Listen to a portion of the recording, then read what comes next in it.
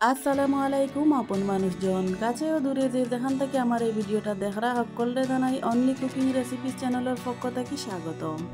আজকে আমি আপনার লগে লই আইছি একদম নিরামিষ একটা রেসিপি। আর যদি কারোর মাছ মাংস খাইতে ভালো না লাগে আমার এই রেসিপিটা ট্রাই করতে পারেন। রেসিপিটা রান্নার লাগি আমি এখানে নিছি 2টা বড় সাইজের আলু, আর নিছি 4-5টা পটল, 1 কাপের মতো মসুরের ডাল আর একটা টমেটো ও 3-4টা সবজি দিয়ে আমি কিন্তু এই রেসিপিটা রান্ধিরাম। আপনারাও দেখতে থাকুক আমি কিলাখান রান্ধাম।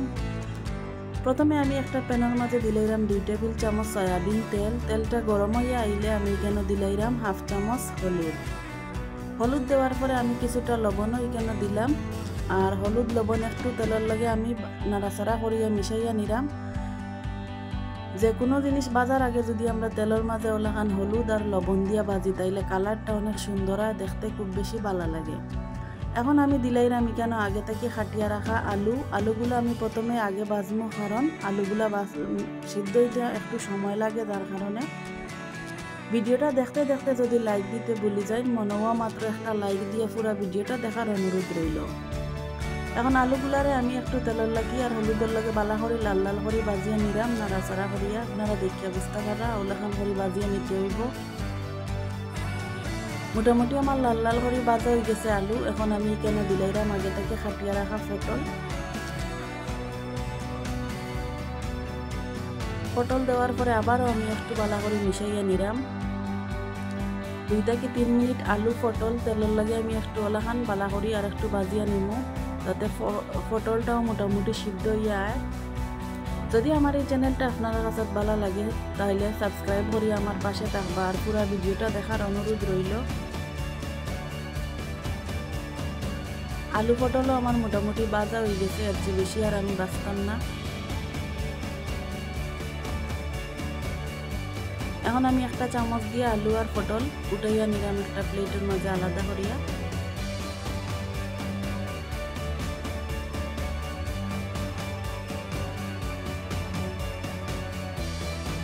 যারা যারা আমার ভিডিও লাইক দেন সবসময় আর আমার ভিডিওগুলো ফলোয়ার করেন, তার প্রতি আমি অনেক অনেক কৃতজ্ঞতা জানাই। কারণ সবসময় আপনারা আমার পাশে থাকরা আমারে অতদূর পর্যন্ত আপনারাও নিয়ে আইছেন। আর বাকি সকলের প্রতিও রইল অনেক অনুরোধ, আপনারা পুরো ভিডিওটা দেখবা আর লাইক দিবা। এখন আমি আবার 1 টেবিল চামচ সয়াবিন তেল দিয়া দিছি।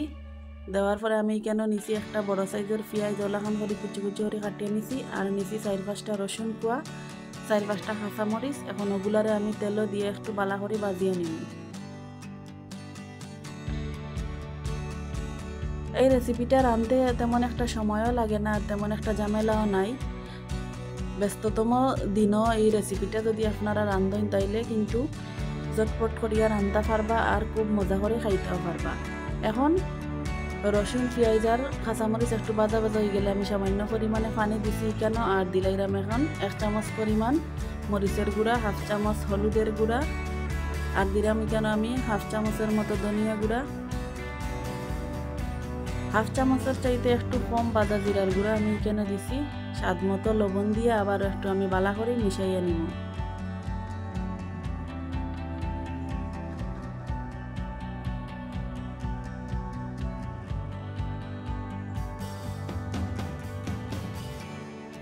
যদি আমার এই রেসিপিটা আপনার কাছে ভালো লাগে, আপনারা মূল্যবান মতামত কমেন্ট করিয়া আমারে জানাইবা।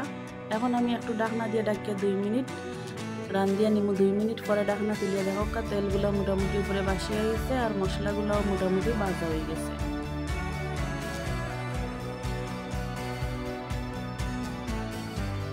এখন আমি দিলাইরাম আগে থেকে যে আমি 1 বাটি ডাল ভিজিয়ে রাখছিলাম মসুরের ডালগুলা দিয়ে আমি আবারও একটু বালা করি তেলও মশলার লাগি বাজিয়ে নিব। 3 থেকে 4 মিনিট আমি একটু বাজা বাজা করিয়া নিব, ডালগুলারে জোরজোরা করিয়া বাজবো। দেখো আমার ডালগুলা মোটামুটি বাজা বাজা হয়ে গেছে, অনেকটা জোরজোরা হয়েছে আগ থেকে। এখন আমি দিলাইরাম 1/2 কাপের মতো পানি। আমি কেন অত বেশি পানি দিলাম না, ডাল পুরোপুরি আমি সিদ্ধ করতাম না, কারণ সবজিতে সময় দিব তখন সবজিতে কিও অনেকগুলা পানি বাড়াইব আর একলগে ডাইলের সবজি বালা করে রান্ধা হইব। এখন আমি ঢাকনা দিয়ে ডাকিয়া 3 থেকে 4 মিনিট একটু রান্ধিয়ে নিব।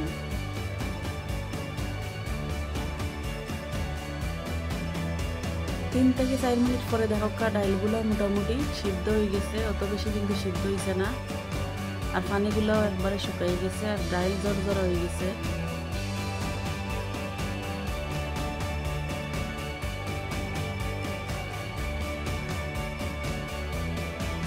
এখন আমি এখানে দিলাম আগে থেকে বাজিয়ে রাখা আলু পটল।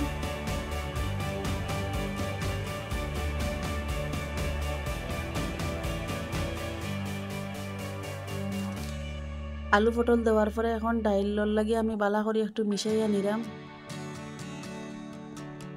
আমার কিন্তু এই রেসিপিটা খুব বেশি ভালো লাগে, ও কারণে আপনারা লাগিয়ে শেয়ার করছি, আশা করি আপনারা আরও ভালো লাগবো। নিরামিষ দিনও নিরামিষ রেসিপি খাইতে কিন্তু খুব বেশি ভালো লাগে। এখন ঢাকনা দিয়ে ডাকিয়ে আমি লো আছে 5 মিনিট রান দিয়ে নিমু। 5 মিনিট পরে দেখো সবজি থেকে অনেকটা পানিও বাড়াইছে আর ডাইলগুলো একবারে পুরোপুরি সিদ্ধ হয়ে গেছে।